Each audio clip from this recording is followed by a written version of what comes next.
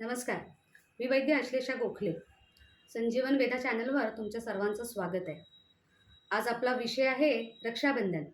रक्षाबंधन निमित्त तुम्ही सर्वजण एकमेकांच्या घरी जात आहेत की नाही?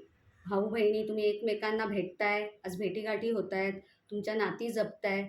या सगळ्या एकाच गोष्टीमुळे ना एक धागा बांधताय तुम्ही. तो धागा असतो आपल्या प्रेमाचा, आपल्या स्नेहाचा, एकमेकांविषयी असणारा आदराचा. आणि सर्वात महत्त्वाची गोष्ट म्हणजे एक प्रोटेक्शनची भावना असते, हो की नाही? आणि तुम्हाला माहिती आहे का, आपल्या संघामध्ये सुद्धा राखी बांधली जाते. जसे की अशी राखी आपण बांधतो. याचा अर्थ काय? आपण सर्व स्वयंसेवक एकमेकांना राखी बांधतो.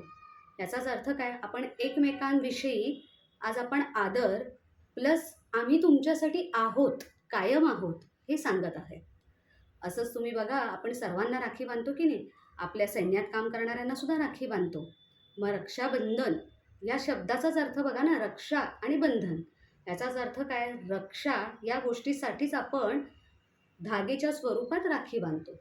पण आज मी तुम्हाला सांगू का, आज मी डॉक्टर आहे, तर पेशंटसाठी खास आम्ही तुमच्यासाठी आहोत आणि नेहमीच असणार आहोत. आणि तुमचे सर्व गोष्टी, सुखदुःख आम्ही वाटून घेणार आहोत. त्यामुळे रक्षाबंधन सर्वांसाठीच, तुमच्यासाठी, आमच्यासाठी, इवन डॉक्टर आणि पेशंटसाठी सुद्धा. धन्यवाद.